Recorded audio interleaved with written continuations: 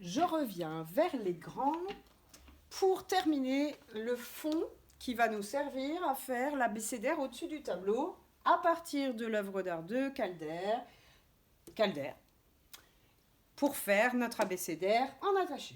Alors, j'ai préparé de l'encre. Moi, à l'école, j'ai pu choisir une encre violette. Vous, si vous avez choisi une petite cartouche bleue, une petite cartouche noire, ça sera très bien. Et je redis, si vous n'avez pas d'encre, ce n'est pas grave. On dilue un petit peu de peinture d'une couleur qu'on choisit pour que ça fasse de l'eau colorée. Ensuite, on va pouvoir peindre avec cette eau colorée en repassant sur les boucles. On n'a pas peur de toucher les boucles. Ce n'est pas grave si l'encre va sur la qualité grasse de la craie grasse, parce que ça ne se mélangera pas. Ou très peu en tout cas. Et on va peindre ce fond.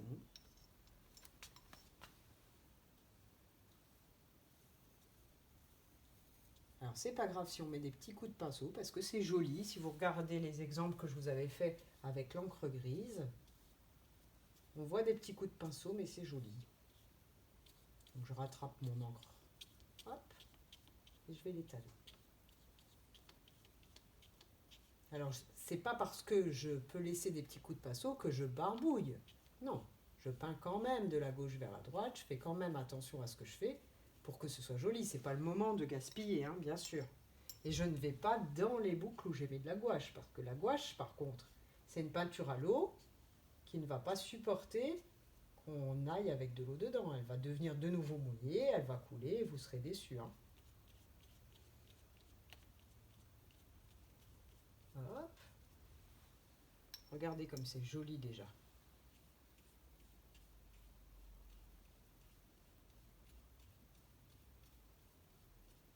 On va encore avoir un abécédaire œuvre d'art. Encore quand on va le mettre au-dessus du tableau et que vos parents vont rentrer pour voir dans la classe, ils vont tomber par terre comme on dit à chaque fois. Hein. Tellement ce sera beau.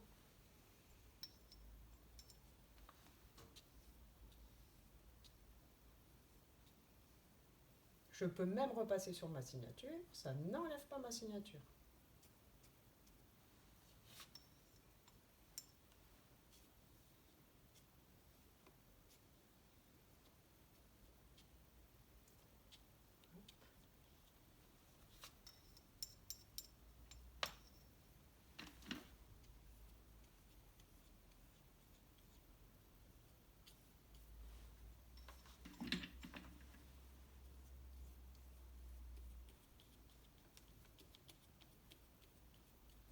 Attention quand je m'approche des boucles.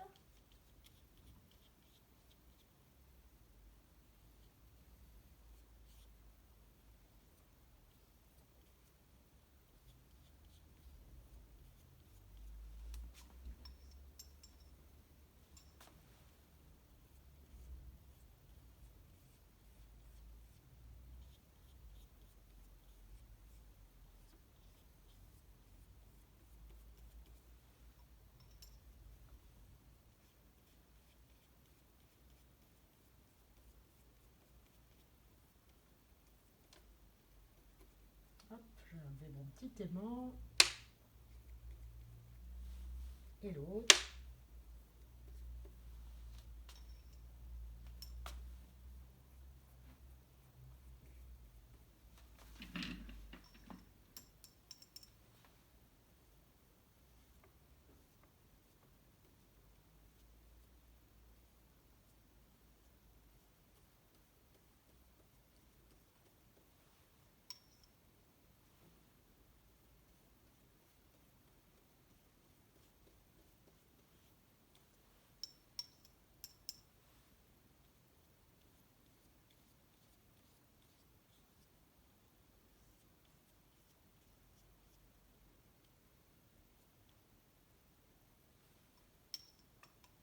On va avoir le plus bel abécédaire du monde.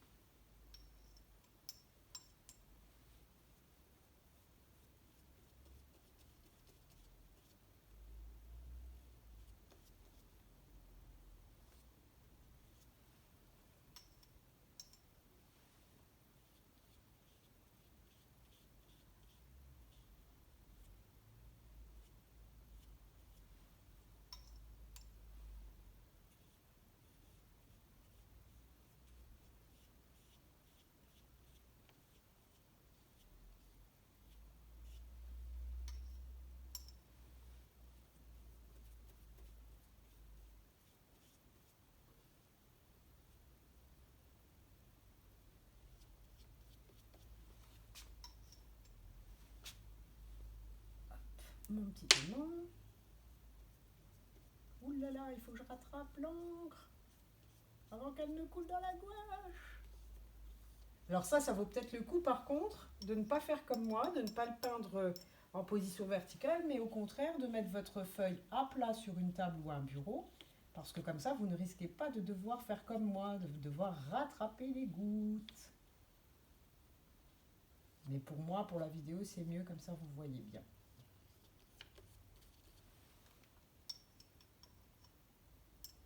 Alors vous avez vu, il faut être quand même patient hein, pour aller jusqu'au bout du travail et puis ne pas rien gâcher jusqu'au bout. Hein. Mais j'espère que quand vous regardez, vous vous dites que c'est de plus en plus beau, avec du recul.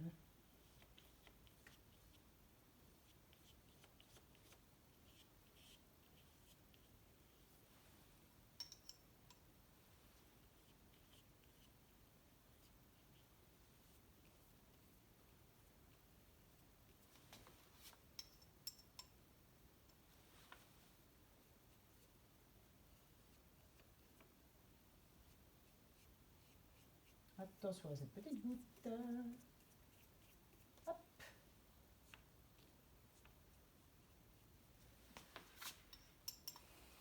Il me reste encore une petite surface là.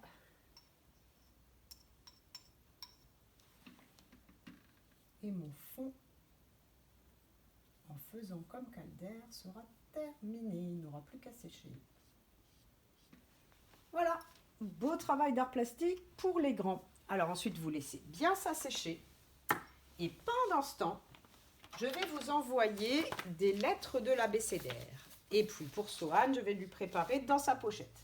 Justement, Sohan, tu devras peindre A à la gouache noire sans dépasser. Et maman découpera autour quand ce sera bien sec et évidera, ça veut dire enlèvera le petit rond. Et ensuite, tu couperas pile en deux en marquant le pli comme on a fait avec le rond des moyens tout à l'heure, le fond pour coller la lettre A bien au centre de ce fond et comme ça, ça fera comme j'avais fait ici. Et tu feras aussi la B, Sohan. Les autres enfants qui ont des imprimantes à leur maison, je vais vous envoyer toutes les lettres en cursive et je vais vous attribuer à chaque fois la C, la D, je dis un exemple, par exemple pour Calypso, la E, la F, par exemple pour Jelan, par exemple la G, la H pour Noah, par exemple la I, la J pour Méline. Attention de ne pas perdre les petits points quand vous découpez parce que ça, c'est très important les petits points. La K, la L pour Kaona, comme ça c'est le cas de Kaona. La M, la N pour Augustin. La O, la P pour Raphaël. La Q, la R pour Milan. La S, la T pour Gabriel. La U, la V pour Lola. Et je crois, ah oui, la W, la X pour Noah. Et je crois que j'ai dit tous mes grands. Donc, c'est moi qui devrais faire, par exemple, Y et Z. Mais ne vous inquiétez pas, je le ferai parce que là, j'ai une place pour mettre Y et Z. En tout cas, je vais vous envoyer tout de suite un message pour vous attribuer vos lettres et avec le fichier pour que vous puissiez imprimer à votre maison la page qui va avec vos lettres à peindre à la gouache. Et ensuite, ce sont les adultes qui vont découper tout autour pour pouvoir coller et découper ce fond en deux. Et ensuite, vous me rapportez ça à l'école. Vous pouvez même me le déposer dans la boîte à lettres. Bien sûr, vous le mettez dans une pochette plastique pour qu'il n'y ait pas d'humidité qui gâche votre travail. Moi, je les récupère quand je viens à l'école. Je les plastifie. Je vous les montrerai, bien sûr. Je pourrai m'amuser à faire tout un jeu au tableau pour remettre l'alphabet dans l'ordre. Et après, je vous apprendrai même comment on range les lettres par ordre alphabétique, même si on en choisit par exemple que 3, même si on en choisit que 5. Et ça prépare les enfants à apprendre plus tard au CE1, fin CP, début CE1, pardon, à ranger les mots dans l'ordre alphabétique et quand on va au CE1, à chercher des mots dans le dictionnaire. Je sais faire tout ça dès la grande section de maternelle. Donc si vous avez envie d'apprendre ça, il faut faire ce travail. Quand j'aurai récupéré votre travail, on pourra faire des jeux pour apprendre à faire ça. Vous allez voir, vous allez vite comprendre, ça va vous amuser. Et là, vous serez bien en avance après, pour avoir compris la technique, en tout cas.